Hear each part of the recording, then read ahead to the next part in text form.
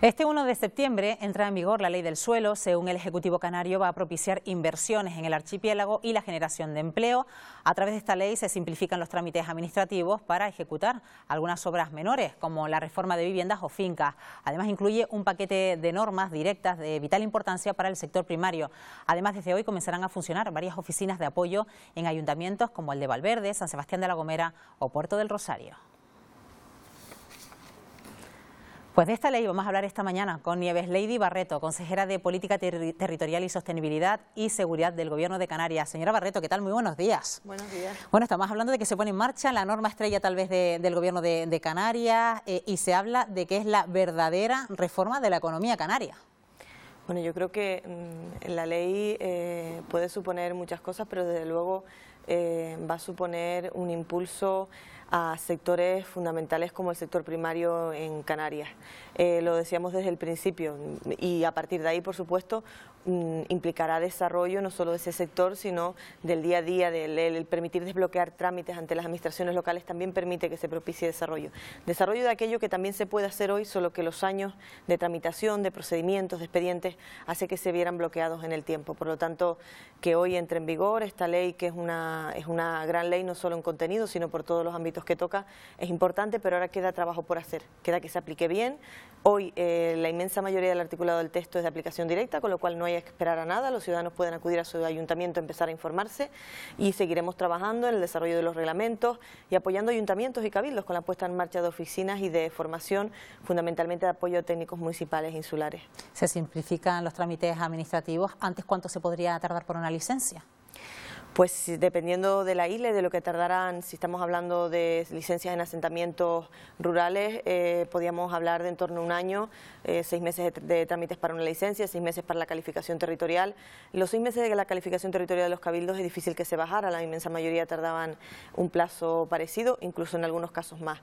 Hoy que te puedas ir al ayuntamiento, las calificaciones desaparecen y por tanto tu relación es directa con el ayuntamiento en un plazo más breve de tiempo, pero que además pueda la inmensa mayoría del trámite diario ante una administración, ante un ayuntamiento pasa a ser con comunicación previa y eso implica que en 15 días el ayuntamiento se tiene que pronunciar si le falta algún documento, si no el día 16 quien haya presentado esa comunicación con su proyecto, ¿no?, en función de lo que se requiera, podrá comenzar su actividad, desarrollar su servicio o bien realizar la obra que tenía en marcha. O pequeñas cosas, sobre todo asociadas al sector primario, que se pueden hacer incluso sin ningún tipo de autorización, porque son pequeñas reparaciones o instalaciones de riego que no necesitan ni siquiera una autorización previa ante el ayuntamiento.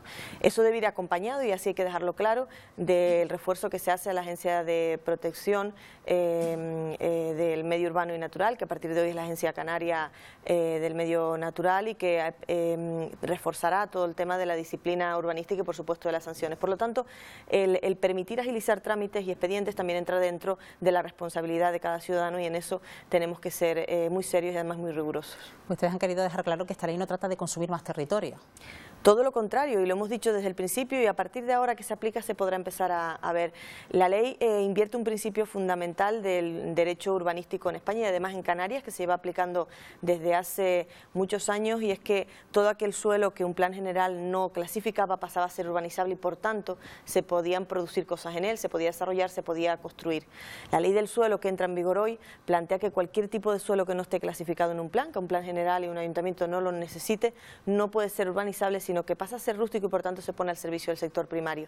Algo tan básico para esta ley como que es un principio fundamental y que hemos explicado y reiterado, sobre todo de la mano del sector primario, que era quien más nos lo reivindicaba, bueno, pues va a permitir que ese miedo, ese comentario que algunos han puesto sobre la ley de desarrollista desaparezca, porque lo cierto es que si en algún sector va a ser desarrollista es en el sector primario precisamente. Bueno, decía antes que la mayoría de las obras que requerían pedir licencia municipal pasan a ser de comunicación previa. ¿Cuáles eran aquellas obras que sí iban a necesitar de una licencia? Sin lugar a dudas, todas las que sean construcciones, nuevas construcciones de plantas, construcciones de edificios nuevos, todo eso tiene que ver con licencia. Comunicación previa son pequeñas actuaciones que todavía van a licencia y que ante un ayuntamiento bloquean los expedientes administrativos porque tienen un trámite similar de la licencia y por lo tanto requieren de dedicación y de tiempo.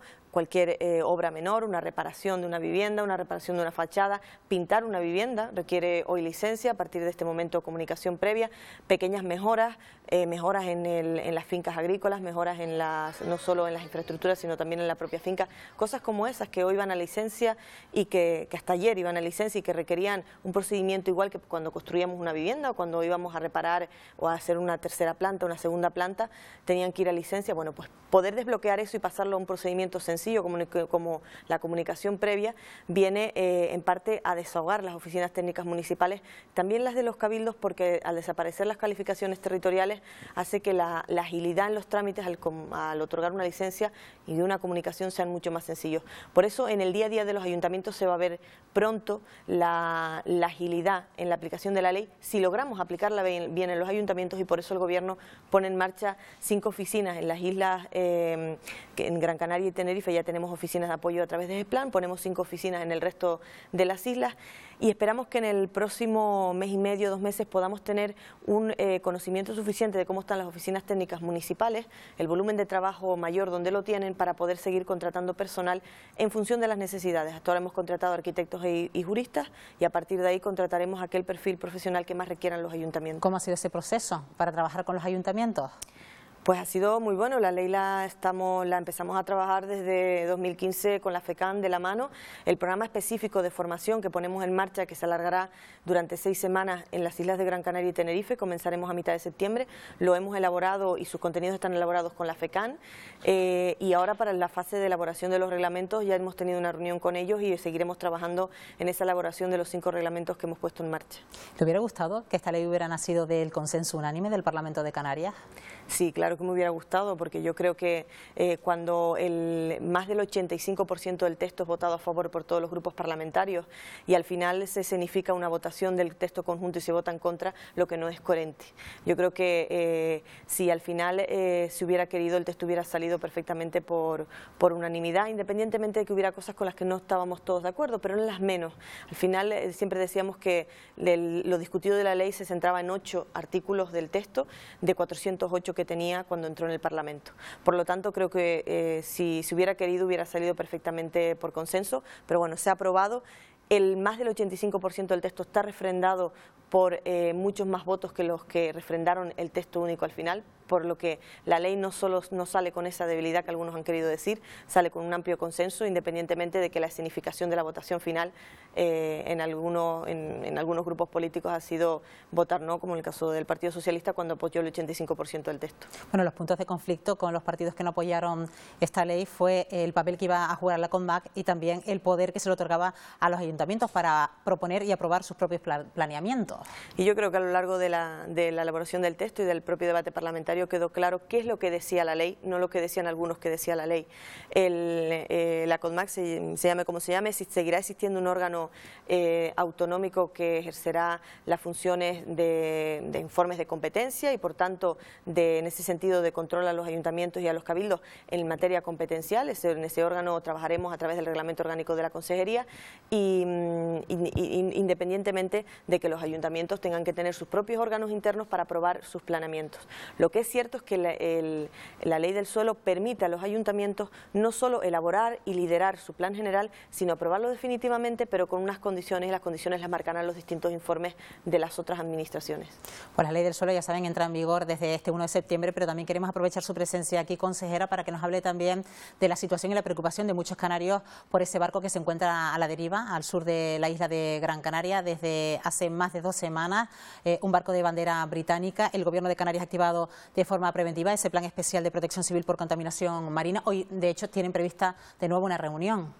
Efectivamente, el 14 de agosto, cuando tuvimos conocimiento de la situación del barco en SECOES 112, me puse en contacto con la delegada del Gobierno y le ofrecimos colaboración si la necesitaba, sobre todo en aras de siempre estar permanentemente coordinados. Hasta el día en el que activamos de manera preventiva el PENMAR, el barco se encontraba, la información que teníamos, que nos suministraban, es que se encontraba entre las 60 y 100 millas. El martes por la tarde el barco se sitúa en 40 millas del sur de Maspalomas y el miércoles a las 9 de la mañana nos comunican que está a 14 millas del sur de Maspalomas. Sin ningún tipo de explicación, solicitamos información, nos preocupa qué tipo de combustible, qué tipo de fertilizante tiene el barco, la composición que tiene, cuántas toneladas le quedan, qué situación tiene el barco en estos momentos, y por eso activamos de manera preventiva, en fase preventiva y de prealerta, el plan por contaminación marina. Al comité asesor que celebramos hace 2 días, forman parte del Comité Asesor Salvamento Marítimo y Capitanía Marítima, porque así se les invita, no acuden, pero tampoco tenemos la información. Allí se decide solicitarles información por escrito. Ayer a última hora del mediodía nos llegó información de Capitanía Marítima a través de la delegación del Gobierno. Solicité para esto colaboración a la delegada del Gobierno para que por favor nos suministraran la información, y la información que nos suministran no aclara las dudas. En la información nos dicen que no hay intención de que el barco se hunda ni de que provoque contaminación, pero seguimos sin saber cuántas toneladas de fertilizante le quedan al barco, qué composición tiene el fertilizante, y eso es muy importante. Seguimos sin saber qué toneladas de combustible, o si le quedan o no, y qué intención hay al acercar el barco a las 14 millas, si al final, porque sabemos también, y eso consta así en el 112 SECOE, que hay autorización de Capitanía Marítima para que el barco entre en las 12 millas. Bueno, pues preguntas tan sencillas como esa, pero que son fundamentales para poder el comité asesor tomar decisiones, se las hemos trasladado. Es verdad que en la documentación que nos pasan, en el informe que nos pasan en el día de ayer, no se responde, y hoy la analizaremos en el comité asesor y seguiremos tomando decisiones. Para nosotros es muy importante contar con la información, porque eso nos permite tener preparado el PENMAR y por tanto activarlo de manera que estemos preparados ante cualquier posible riesgo de contaminación de ese fertilizante. Eso es muy importante, por eso es importante saber qué toneladas y qué composición. Y es tan sencillo como suministrarnos la información.